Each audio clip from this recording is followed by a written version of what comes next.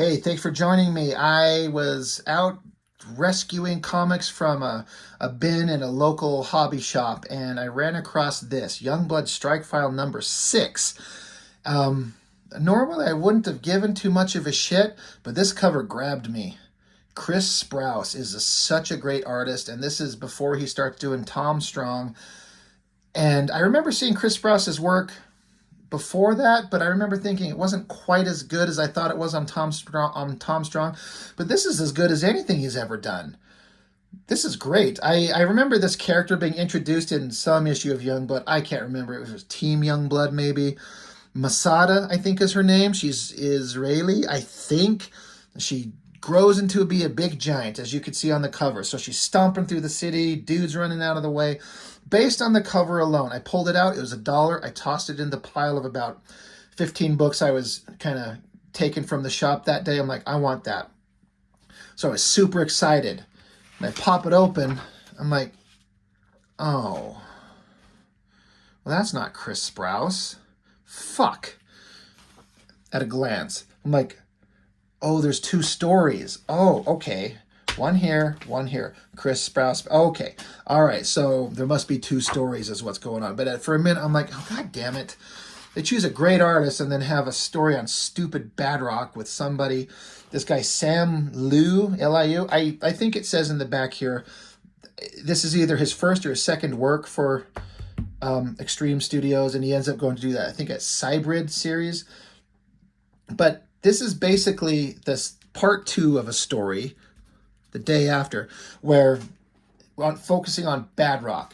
Now, if you know the character Badrock, the story is that he was a kid, I don't know, 10, 11, 12, and his father's some kind of scientist, and I honestly, I don't have the previous issue, so I don't know exactly how he got these powers. Did he drink a chemical? Did he do it willingly? Was he forced to? Was he struck by some like scientific ray beam guns or something? I don't remember, but oh yeah, right here. He drank a secret serum his father was developing, and it turned him into this stone, organic stone. And so the hook of the character is that he's a big, super strong. He's kind of like the cross between the Thing and the Hulk. Like, he's made of stone. He's super strong, but he's really big. But he's a kid. And the thing is besides this story, in Youngblood, he was never really written as a kid. It never really felt like he was a child. He was written as kind of like an immature adult, but he didn't ever really seem like a child. The concept is interesting enough.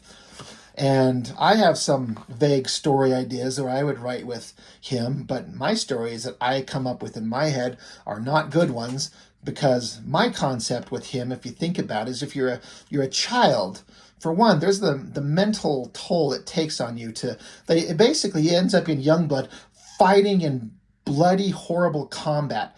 A 10, 11-year-old kid is not built to do that and handle it mentally, but they play that off because it's a lighthearted superhero comic. We don't want to do real world shit, right? Well, when I think about if I could write a Badrock story, the only thing I could come up with that would make it interesting is to like show the psychological damage it would do to a kid to be in this body, fighting horrific battles of supervillains, seeing death, having killed people. It would warp his sense of morality, his sense of right and wrong. He's not going to grow up like a normal human being. He would end up a fucked up monster as an adult.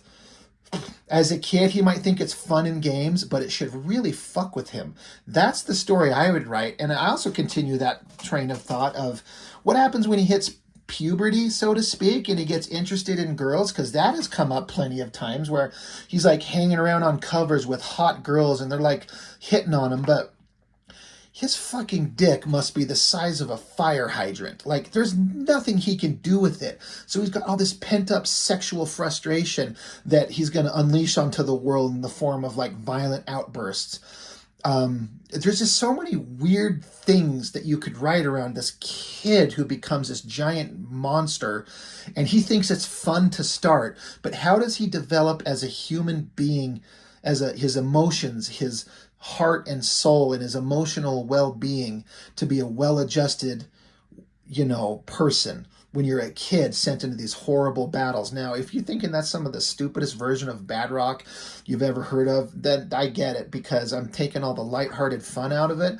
But I couldn't imagine writing any story with this character that would interest me, because a kid just running around doing battle, like if you just portray him as a like an adult, which is how Liefeld's depiction of him always seemed to come across. He never seemed like a child. Then he's just a dude. But if you portray him as a kid, he's got to act like a kid, and he should struggle with things that he sees, like grown men that go into battle and come back from war psychologically scarred. My ex-wife is a behavioral therapist that works for the VA on the suicide prevention team. She talks to men, all men and women, that come back from combat situations all the time that need help because they're fucked up. And there's quite a bit of them, these soldiers that come back from war that need help from the suicide prevention team that my ex-wife works for the VA. So that's where my kind of mindset for what I would do with Badrock, given the opportunity to write him. It would not be pretty, but I think it would be interesting. But anyway, this whole story is just, he just barely got his powers less than 24 hours ago, and then he runs into some monster that attacks him, and so he has to like, oh, I'm a rock monster. Oh, this is awesome. Who are you, weird creature that talks funny? And this creature's like, we should team up. They did bad things to me. Me hurt. Me monster. You monster. We team up. We fight. We kill. And, kid Badrock's like, no, I'm not interested in that bullshit. So then me kill you, me punch you. This artwork is all fine. It's perfectly serviceable. It's nothing to get excited about. I kind of don't care. That's Badrock's dad they're talking about.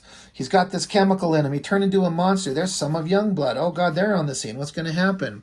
Anyway, they end up in a sewer. This goo's piling down on them. It's like, oh, wait, there's the monster. Punch, fight, punch, fight, punch, fight. Eventually, Badrock wins the fight. It's kind of like, who cares? The Youngblood team shows up on site, and they go, oh, hey, there you are. Come back with us. And what's his name? I'm trying to remember his human name. Thomas John McCall. He thinks he's in trouble. He's like, what are you doing with Youngblood? Am I in trouble? Oh, God. He thinks he's busted. And so the adults are talking. He's like, well, my son he's like this super-powered creature, but I don't want him to have a horrible life. I don't want him skulking about in sewers his whole life. So Sentinel from Youngblood is like, nor do I think he should have to. I have an offer for you. So a long conversation later, they're like, hey, we got an idea. You should join Youngblood. So he's like, oh my God, that's going to be so cool. What should I call myself? Bedrock? How about Badrock? Yeah. Or I could be called, and then it just kind of cuts off. So that's kind of telling the origin story of how this kid became Badrock, and he goes off and joins Youngblood and never seems like a kid again to me. Like, he talks with an immature voice, but he doesn't act like a kid. And like I said, I just went over the kind of story I would write for him. But that was really kind of nothing. And then in the middle here is a kind of reasonably interesting splash page of like a pinup of the Youngblood characters. I like it all, but I don't like this like background blasting yellow red color. It just, I don't know. I don't like the colors on the backgrounds there. It's just kind of distracting from the figures. Something else should have been done there. But that aside, I remember flipping over this next page as I flipped through this the first time, forgetting that it may not look like anything special to your eye as you see it, but there was something about this page and the coloring. Something was like, God, that looks good. It looks so good. Part of it is Chris Sprouse. He's drawing this, and it looks very much like his Tom Strong artwork, but he's drawing Youngblood characters, so it's significantly less interesting. But he's doing the best he can. But these faces, the angle, the backgrounds, and then like the coloring, like you see these like subtle color tones in her stomach, the metal sheen, this kind of light color that's going on. I don't know what it is, but I saw this page and I was like, something about that is really neat. I don't know what it is, but I just was like, wow, look at this. This looks great. then it kind of continued. I feel like the storytelling in all of this is great. The way he draws her long black hair, she looks very beautiful without being hypersexualized, which I like. You know, I'm all about the hot ladies. Don't get me wrong. I'm not acting like I'm not, but when you can make them look very attractive without like making it gratuitous and gross, I'm here for it.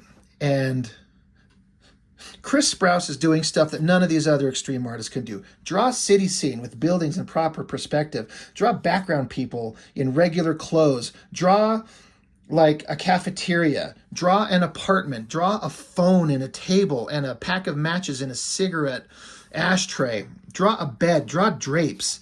Draw anything besides big muscly guys punching other muscly guys.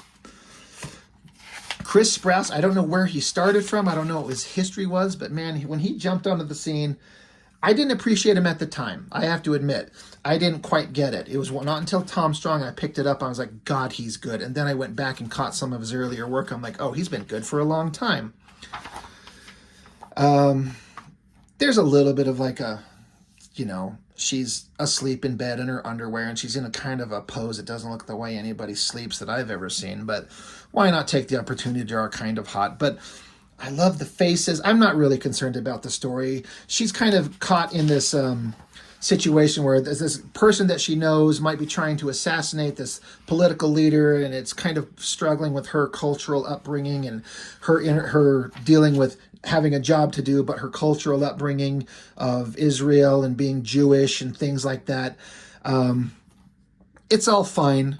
This is the guy that's the political guy that might be assassinated. So Masada herself, she's on the job. She's there to keep an eye on him. And somehow she notices in the audience, there's a bunch of people, but then she kind of like, this is the guy. And he's got a Bible with a gun built into it so he could fire it discreetly. She sees it. She jumps out, gets into her ridiculous like little metal thong superhero gear, grows big, takes a shot in the arm, and the guy runs off and gets away. So she has to chase him down, and he starts shooting at her. She's deflecting all the bullets, not getting hurt, smacks him away. But then the guy basically is like, you fucked up my plans. We were friends. You've betrayed me. You've betrayed our people. He puts his gun to his head and shoots himself. He's like, my blood will be on your conscience. Great artwork. So he's dead. And then this is another great shot, the city scene and her standing there giant. And the story just kind of wraps up with her like, God, that sucked. And I didn't want him to die, but he brought it upon himself. You know, it's a well-written story, but a little bit less interesting. But I just really love the artwork and the coloring. I can't get over it. I don't know what it is.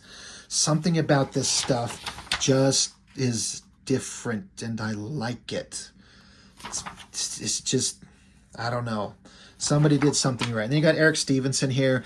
He writes a bunch of paragraphs about what Youngblood strikefile is and who are all these people that are part of the team and the art team and the writing team and everything like that. Hey, we're awesome. We're going to do cool stuff. We're going to do Youngblood Year One with Kurt Busiek and Rob Liefeld. That never happened. Or did it? I don't think it did. I never saw it. I'm sure it would have been just brilliant, right? And then New Blood with Todd Knock. I didn't care for his artwork when he started. He's certainly become very good. But that's it. A simple little book. I'm glad I pulled this out of the dollar bin. Not very expensive at all.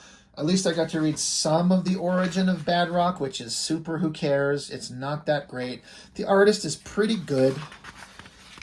He's certainly one of the better artists for like his first work, at least for Extreme Studios. So many of the guys that come along start out really rough and then get better. But this guy started out pretty good. I just kind of don't care about the story, like whatever. But like I said, this Chris Sprouse story, so well done. Just something about it that just looks so beautiful to my eye. It looks amazing.